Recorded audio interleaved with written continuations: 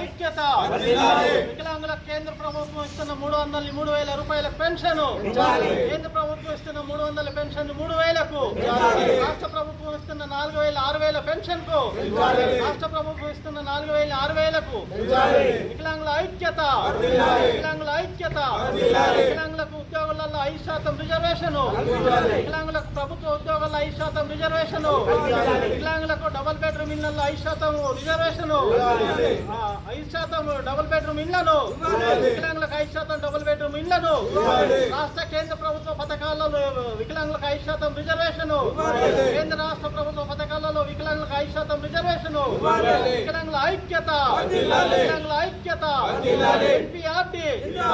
ఎన్పీఆర్టీ కేంద్ర రాష్ట్ర ప్రభుత్వాల నిర్లక్ష్య వైఖరి వికలాంగుల పట్ల కేంద్ర రాష్ట్ర ప్రభుత్వాల నిర్లక్ష్య వైఖరి వికలాంగుల ఐక్యత ఈరోజు ఎన్పీఆర్డి జాతీయ కమిటీ రాష్ట్ర కమిటీ పిలుపు మేరకు వికలాంగుల హక్కుల జాతీయ వేదిక ఆధ్వర్యంలో తెలంగాణ రాష్ట్ర వ్యాప్తంగా అన్ని జిల్లా కేంద్రాలలో కలెక్టర్ ఆఫీసుల వద్ద ధర్నా చేసి కలెక్టర్ గారికి వినతిపత్రం ఇస్తున్నాం.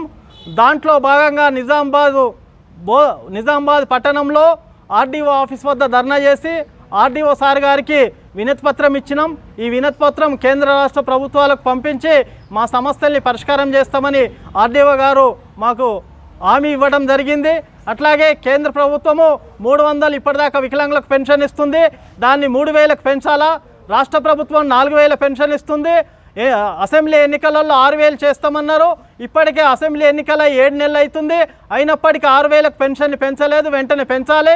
అట్లాగే వికలాంగులకు ప్రభుత్వ ఉద్యోగాలలో 5% రిజర్వేషన్ కల్పించి ఉద్యోగాలు కల్పించాలా. అట్లాగే ఇండ్లు ఇప్పటికే కట్టిన డబుల్ బెడ్రూమ్ ఇళ్లలో వికలాంగులకు 5% ఇండ్లను కేటాయించి కింద ఇవ్వాలి.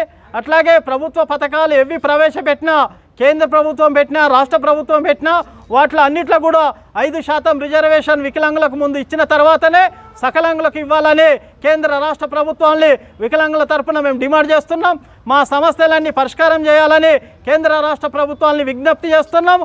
లేని పక్షంలో రాబోయే కాలంలో దేశవ్యాప్తంగా రాష్ట్ర వ్యాప్తంగా పెద్ద ఎత్తున ఆందోళన పోరాటాలు వికలాంగుల సంఘంగా నిర్వహిస్తామని ప్రభుత్వాన్ని హెచ్చరిస్తున్నాం.